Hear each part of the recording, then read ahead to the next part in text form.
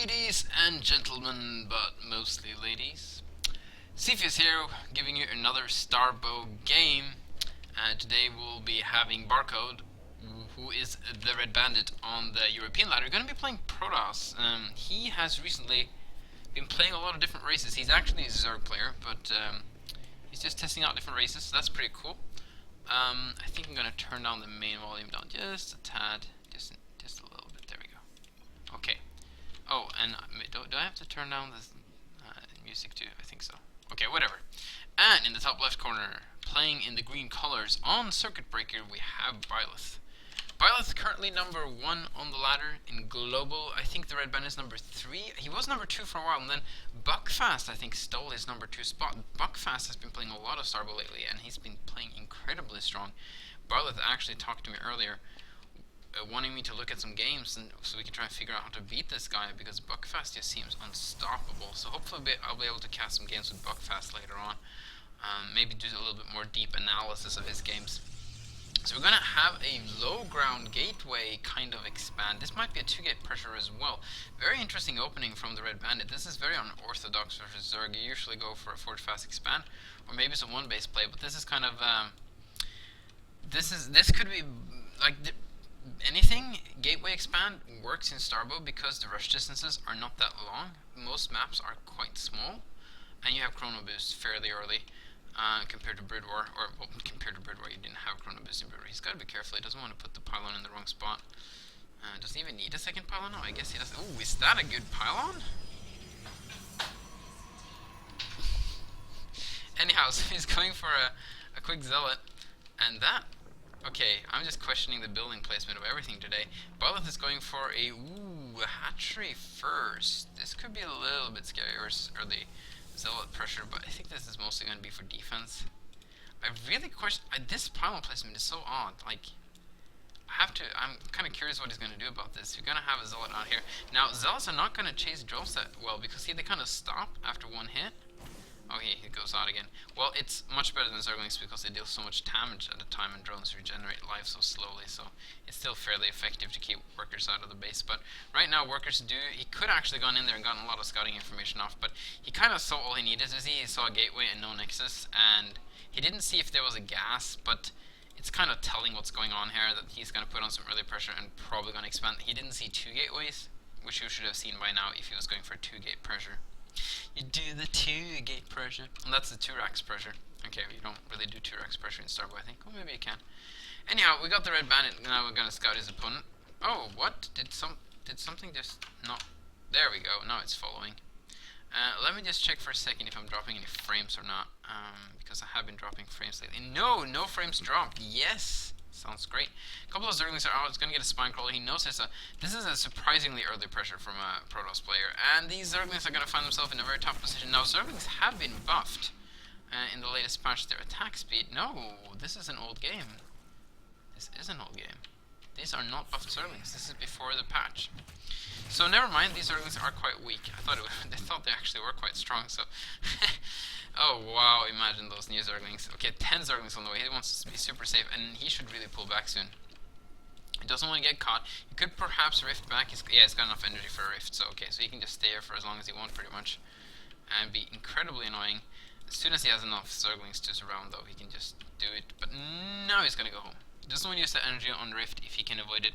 We have, okay, so this hasn't proven very useful to be in that position, but on the other hand, it hasn't blocked the nexus. Man, he just saw that. I guess he has some way of measuring these distances. I'm just so bad at them.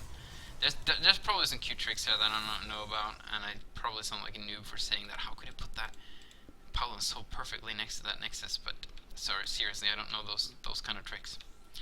I do know quite a bit about the game. Oh, maybe not, but when it comes to those little things, I know barely nothing. Is this completely tight? Like, did he just wall himself out of his own base? Can he get in there? That's kind of unfortunate. Like, you don't want to do that. Like, to be honest, he hasn't like seen anything that would like justify complete wall off. A complete wall off, if he goes for like a 10 pull and you're not prepared for it, then you might want to do like a complete wall off to make sure. If you're trying to be greedy versus a 10 pull, okay, there we go. But this pylon, I don't think powers everything now. if he kills this pylon, I think he's going to lose power on the gateway and the forge. Or I might be completely wrong. Maybe I'm just so used to StarCraft 2. The pylons do have a... Yeah, they do have a little bit longer power field. Bigger power field in Starbow. He's going for a lot of photon cannons. What is he so scared of? What has he seen? Well, he hasn't seen a third base. I guess that's why. He's afraid of the Hydra push. And the Hydra push, if it's coming, it's going to be super late. This isn't the Hydra push. This is just being defensive. Oh, I like it. He's going to deny the scout. Is he going to deny the scout? Oh, one more. Oh, nice. He still doesn't know about the third base, and he hasn't seen a Hydra or a single Hydralisk, so he has to be he just doesn't know. And there might be Mutalisks, right? And he's not really prepared for that at all. He's now making a Twilight Council, but he only has one gateway. So even if he starts making Stalkers, it's only going to be one at a time. So very in the dark the Red Bandit is at this point. And Byleth is kind of... He has map control. If these Zealots were to attack, he should be fine. He can pick off a couple with these Zerglings and then produce. Yeah, he's got Hydras incoming. It's going to be +1 with speed. It's going to be really strong. +1 takes forever in Starbow. Look at that, 240 seconds. That's 3 full minutes? That's 4 full minutes. Wow, that's so long. 4 full minutes for an upgrade. Well, that's with a good index, so I'll give him that. Not that... Okay, this queen got some energy, but this one, man, he's been faithfully injecting with that one. He's got a third base coming up. What do we got going for the Red Bandit? We got a couple more gateways, we got a Templar Archive, we got speed on the Zealots. He might go for some speed Archon pressure. I feel it's a little bit late. He spent so much minerals on the cannons. This will be a very late Zealot Archon pressure, I feel. It might still do some damage. Got a couple of High Templars. No, he's not getting Storms. I think these are going to be Archons for now. And he'll upgrade Storm for later. As soon as the speed is done, he has like 1 Archon or maybe 2. He's probably going to push. And oh, and +1 is going to sync up nicely too. He's going to clear out the Zerglings, and he doesn't have to. The Zerglings just disappear all by themselves. I like this hatchery quite a lot. This is going to spread some extra creep without him having to use creep tumors. He needs a macro hatch anyway, and this is going to make sure he can defend his bridges a lot better. I don't know if it's going to be up in time, but it's a very cute idea. I like the idea of that hatchery right there. 1 Archon incoming. This very lonely Templar needs a buddy. There we go. He's going to get 2 buddies. He's going to be an uneven number of Templars. What's going on here? Templars are like, find a Templar buddy and hang on to him. If you hang on to him long enough, you might become a big energy ball. Oh, wouldn't that be nice? 1 EMP and this Archon is naked. I love that imagery from StarCraft. That was so awesome. Okay, so we have formidable force coming out of the Red Bandit. He's going to try and apply some pressure now. Oh, man, that's a lot of Hydralisks. That's actually a ton of Hydras, and he's just making them like 6 Hydras almost at a time. +1 is going to be done before he gets there. I don't think there's anything the Red Bandit can do about this. He's going to... Well, he hasn't taken his gas third, which is interesting because he's going for Hydras, so he doesn't really need that much gas at the moment. If it was the Red Bandit playing, so he can definitely go for this one first, I think. He likes that gas, but yeah, there's nothing he's going to do. Even a couple of Zerglings to buffer the front, so the Hydras doesn't even have to micro. Oh, he's got caught by the random pathfinding there. That's unfortunate. Oh, but I like this. It's going to send and make sure he hasn't like expanded everywhere. And I think the Red Bandit's going to be very happy to know that Byleth hasn't expanded everywhere. On the other hand, Byleth has only expanded twice, so he can't afford this huge Hydra army that's going to be barreling down on the Red Bandit. The Red Bandit, does he have Storm? He does not have Storm. He hasn't even started Storm, so I don't even know what this High Templar is doing.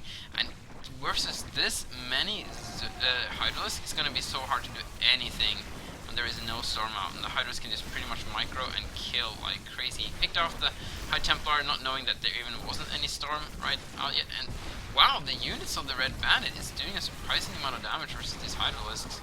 Crank, you said the Hydras were imba versus the Speedlots. I tend to disagree with you there, but that might have been changed because of the recent pathfinding we've been adding to both Hydralisks and Zealots.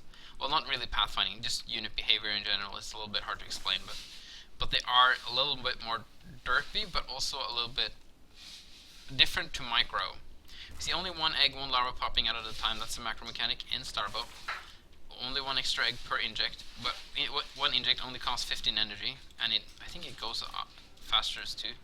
It's the same with Chrono. It's a little bit nerfed, and you need like a billing and stuff to get it. So all the macro mechanics in Starbow have been nerfed compared to their StarCraft 2 counterpart. and together they're hopefully fairly balanced. Oh, he's gonna get a couple Archons for free. That's so unfortunate. Okay, yeah, he's gonna get another one. Those two Archons did not do that much, but he's gonna chase down Hydralisk, and he's gonna do a good job at it. Yeah, at a situation like that, when you chase down Hydralisk as a Zerg player, you want to maybe turn 1 or 2 Hydras around just for sacrifice, so the rest can get away more safely. Or you just have so many reinforcements coming that you'll just be fine once they arrive. And yeah, very nice micro dancing here from Byleth.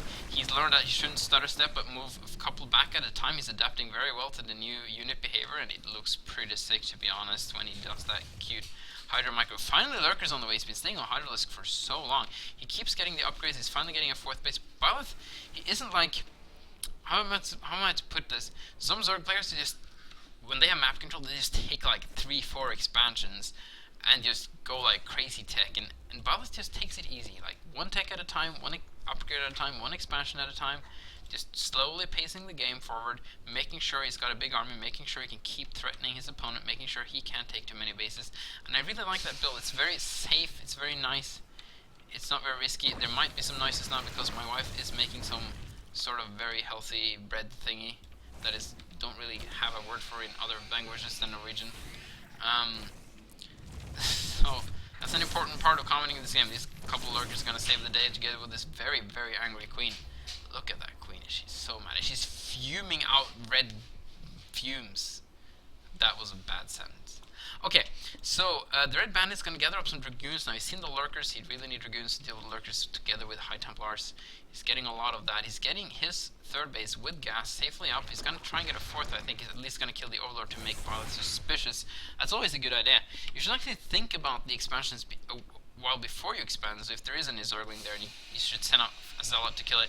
Maybe a while before you expand, so it's not so obvious you're going to expand, but that's always difficult to do at a lower level.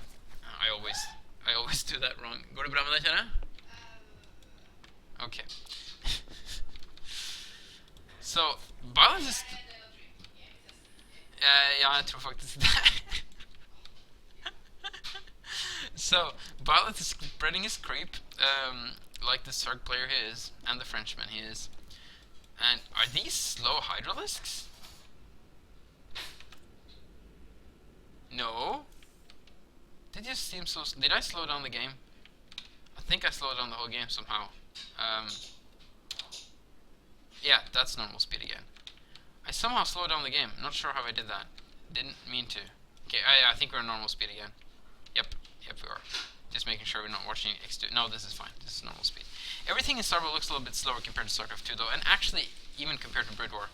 Starbow, the whole game of Starbow is a little bit slower paced to give more time and room for micro.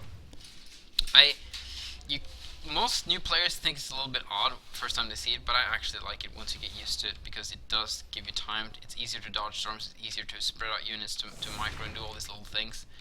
And it's not like, I don't know, I don't feel it's like makes it easy peasy, but it makes it a little bit easier, but then you can do even fancier stuff, right? Like it's not like the best gamers can't like show that they're better than the average gamer. And the Zergans are just gonna wait till the cannons can get up before they attack, which was of course a horrible move. He's not even gonna get a single Zealot kill. Okay, so we got Ultralisk on the way with speed. I've actually seen this for a little while with a Nidus network coming in. That's awesome because that's gonna be able to connect his bases. Where is the exit? There it is. I like the slot. He's even kind of transfer probes right away. I mean drones. That's pretty sweet. I would have liked to see a couple of Dark Templars actually a while back to roam the map and try and, you know, snipe bases like this. Man, this Nidus network takes 30 seconds to get up, and it's so big and loud. Wow, that's huge. I think it was even bigger. I think we reduced the model size just a little bit because it was so big that it hid like buildings behind it. But this is a nice little setup that Byleth's got going here now with a couple of Ultralisks. It's a little bit stale at the moment. Both of them are not really interested in harassing the other, just more interested in setting up their own infrastructure. These Zerglings are on a mission to get in here no matter the pathfinding cost. And here we go. Is Byleth going to get a good surround here? He is, and he's going to... Ooh, nice storm so. Kind of doubling up the storm so, which is a little bit scary. You want to make sure you only get one storm at one area because they do not stack, but he's going to get a full surround on all this Dragoons, and he has to rift out of there, and he's not even going to save that many of them, to be honest. So rifting out is the Nexus ability. You can recall 5 ground units to a Nexus. And what they get stuck at the Nexus for a while, so it's very bad for defending, but it's pretty good for saving units like he did now. And Byleth really wants to get his army over here and start harassing this 4th base or 5th base or whatever is from the Red Bandit. I think it's 4th base. He's gonna get a high Templar. Okay, he's getting another storm out. That's good. You always need want to get a couple of storms out. That storm was actually really good, but it's no match for this big army of Byleth. He's gonna send off some reinforcements, and I think he's gonna be able to save this Nexus. But he did lose quite a lot of defenses there, and wow, that Greater Nidus network is so loud. And he's actually leaving the Ultras behind, which I really disagree with. These are expensive units, not even going to get the Nexus. This is a huge loss for Byleth. He's being very careless with his army now, I feel. Should have pulled back with everything. If you want to leave something behind, leave the Hydralisk behind, man. He's got the Greater Nidus network over here, which is interesting, because then he can use that to maybe launch out some units. The reason he's pooping creep now is that these Nidus networks cannot attack unless cannot spawn unless there's creep there. He's gonna drag the Red Bandit into every single position, but again he finds himself completely surrounded by the army of the Red Bandit. But I like this. This I like a lot better. He's moving one portion of his army up, so they have to fight over there, and then he picks off the Nexus in the meantime. If he can actually get this Nexus, and he can. And that was a nice engagement for Byleth. Again, he's going to lose his army though, and if he keeps doing this too many times, the Red Bandit might be able just to go and attack and kill him, but man, here we go again. That's not enough units though. Well, maybe it is because there's really no defenses left. We have a High Templar that he left there, which I like, and he really needs to storm. Before he gets down, he's got to target down the Nexus. The Nexus is going to go down. No storm there to save it. The storm actually does kill a lot of Zerglings though, but it's just not enough. So there we go. 2 bases down in like 1 minute for the Red Bandit. Byleth doing a phenomenal job of harassing the Red Bandit, and he's had enough. He's just going to go and attack. He said, I killed so many units now, you kill so many bases, I just have to go and kill you and do some economic damage back. Byleth, in the meantime, is taking the entire upper part of the map, and he has incredible economy. He's churning out Ultralisks, and it's going to be so hard for the Red Bandit to break this. Here's a couple of lurkers. He's going to try and hold their ground. He's killed a lot of creep tumors, but that doesn't really matter too much at this point in the game. He needs to do some real damage with his army if he's going to come back. He's trying to set up his base again, but he can keep sending units through this Greater Nidus network thingy. Greater Nidus worm, whatever. Byleth's trying to go for the surround here. He's going to pick up some units, but there's no way he's going to get it. And he's killing the Minx statue in his rage. I can understand that Minx hasn't been too nice to Protoss. He's going to let that Ultralisk live? That's very gracious of him. This is a good position for the Red Bandit's army to be in though, and if he can kind of dart up and down here, and he might pick off these bases without too much difficulty. A lot of Zerglings and Ultras still incoming, not enough I still think to deal with this army, but it's so many Dragoons now, and so few Zealots, that if these Zerglings can connect and surround the Dragoons, I don't know if the Red Bandit can withstand the surge of units coming from Byleth. It's like trickling in more and more Zerglings, and he really needs to add some Zealots to this. In the meantime, Byleth has been able to clean up this bottom base, and he's trying to even attack further in, but there's a lot of Archons in the making, and if he can get these Archons to the front lines, he might be able to keep his army alive. A lot of Ultralisks now incoming, and it's going to be very difficult for the Red Bandit to deal with this army. Sure, he's going to deal with these Ultralisks, but will he deal with the next round, and the next round, and the next round? And he really needs to get some reinforcements here, or rift his army back home and then come back for a counterattack once. Yes, there we go. He's going to rift as many units as he can. Does he only have 1 rift? He really needs to save more units at this point. He could rift these guys. That would be awesome. He's actually just going to try and stand his ground and bring his reinforcements instead, and it might just work, but that's so many Ultralisks. Byleth with 180 supply in production and on the field. That's crazy. And he's sending a couple of units down there to the base to try and make sure this base doesn't come up either. The Red Bandit is really hurting for economy right now, and if Byleth can keep harassing and cancelling bases from the Red Bandit, I don't think there's anything he can do. I think this is it. I think Byleth has done it. I don't think the Red Bandit can win this game anymore. He's just too far behind. Sure, he still has a current bigger army bowl together, but I don't think they can touch anything anymore. He has to do some incredible damage to come back from this, and he never got to touch these bases. See, they didn't even lose any damage here. He's got 4 observers. I'll give him that. Muta switching coming. Whoa. That's actually huge. How many mutas does he have now? He has 8 mutalisks. It's going to be a little bit scary versus these Archons. I'll give him that. Maybe. Oh, he's making Guardians. Never mind. This is going to be very interesting. A couple of Ultralisk here. That's not enough, though. Byleth is in kind of a transition period here. He's making 64 Zerglings. This is quite normal in StarCraft 2.